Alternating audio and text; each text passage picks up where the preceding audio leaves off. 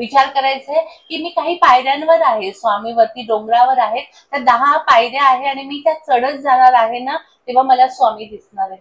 एक पायरी चढत आहे श्री स्वामी समर्थ, दुसरी पायरी चढत आहे श्री स्वामी समर्थ, तिसरी पायरी चढत आहे श्री स्वामी समर्थ, चौथी पायरी चढत आहे श्री स्वामी समर्थ, पाचवी पायरी चढत आहे श्री स्वामी समर्थ, 6वी पायरी चढत आहे श्री स्वामी समर्थ आणि 7व्या पायरीवर मला काहीतरी दिसतंय. मी तर विचार केला होता की 10 पायऱ्या ओलांडल्यानंतर मला स्वामी दिसणार आहे. मला असं काळसं काहीतरी दिसतंय, स्वामींसारखं थोडंसं दिसतंय, पण मला ओळखायला येत नाहीये कारण मला स्पष्ट दिसत नाही आहे की ते काय आहे. मी परत माझे डोळे सोडून बघते आणि सावकाश डोळे उघडते तर त्या पायरीवर साक्षात विठ्ठल आणि रुक्माईची मूर्ती आहे. मला चटकन लक्षात येतं अजून 7 दिवसांनी आषाढी एकादशी आहे. मी पुढे ठरवलं होतं की अजून 10-12 दिवसांनी अक्कलकोटचे स्वामी मला दिसणार आहे, गुरुपौर्णिमा आहे. पण मी हे विसरलीच की महाराष्ट्राचं त्या कृष्णाचं एक रूप असलेलं आराध्य दैवत विठ्ठलाची ही आषाढी एकादशी.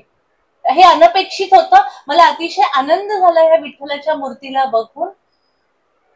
ती मूर्ती तर नव्हती, साक्षात विठ्ठल रुक्माई होते. मध्येच ते धुसर होत होते, धुक्यांची लाट येत होते आणि मला स्वामी दिसत होते. मला संभ्रम होत होता की ते स्वामी आहेत की विठ्ठल रुक्माई आहे. पण स्वामी सांगत आहे, अगं वेडी तोच मी आहे आणि मीच तो आहे. हा भेद मनातनं काढून टाक. एक गोष्ट सांगते, एकदा अक्कलकोटला स्वामी असताना, डोळे बंदच असू द्या, अक्कलकोटला स्वामी असताना एक आजी आहे ना, त्या प्रत्येक वर्षी वारीला जायच्या.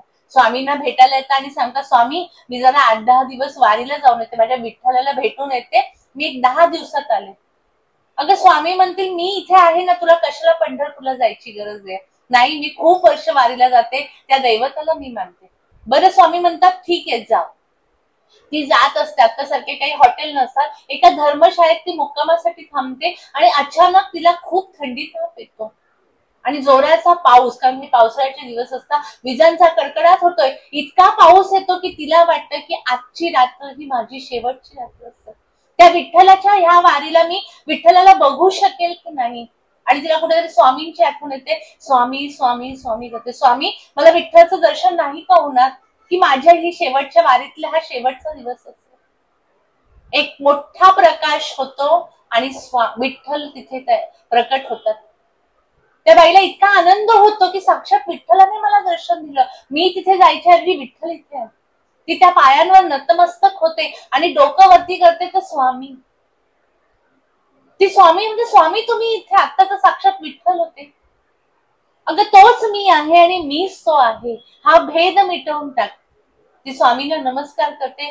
देवाचं दर्शन राहिल्यावर कुठला आजार आणि कुठला, आणि अक्कलकोटला परत येते. तर आपल्या मनातला हा भेद काढून टाकायचा आहे की विठ्ठल वेगळा आहे, स्वामी वेगळे आहेत.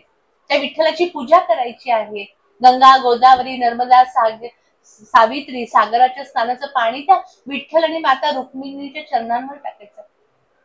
माझं अहोभाग्य, वारीत जो पहिला दर्शनाला येतो म्हणजे नंबर लागल्यानंतर नशिबाने त्या विठ्ठल रुक्माईची पूजा, महापूजा मिळते आणि मला आज इथे महापूजा मिळत आहे. डोक्यावरनं मी अभिषेक घालत आहे.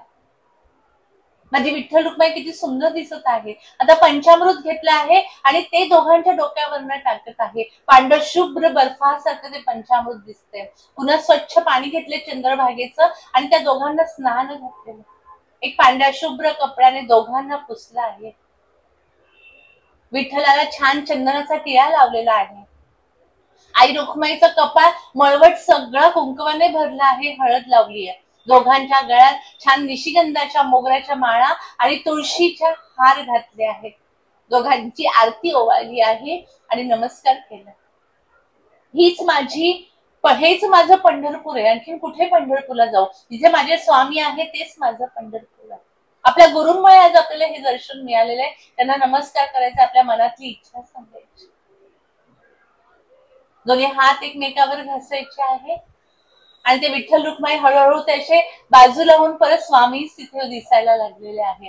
सावकाश डोळे उघडायचे. डोळे उघडताना नेहमी सांगितलंय की पादुकांकडे बघायचे किंवा स्वामींचा समोर फोटो असेल त्यांच्या चरणांकडे बघायचे, देवाच्या डोळ्यात बघायचं नाही आहे. कधीही दर्शन पायाकडनं नंतर हळूहळू वरती नजर करायची. कुठल्याही मंदिरात जेव्हा जातात तर मूर्तीच्या, खरं मूर्ती नाही पाहिलं म्हटलं पाहिजे. समजा श्रीरामाचं मंदिर आहे तर त्या रामाच्या चरणांकडे बघा, मग गुडघ्याकडे अशी हळूहळू बघा. एखादी मुलगी बघायला येतात तर तिची मान कशी असते, खाली असते, हळूच ती वरती बघते की एकदम पटकन डोळ्यात बघते ना. ते आपण देवाच्या दर्शनात जातोय तर आपली नजर आधी खाली पाहिजे आणि हळूहळू ती वरती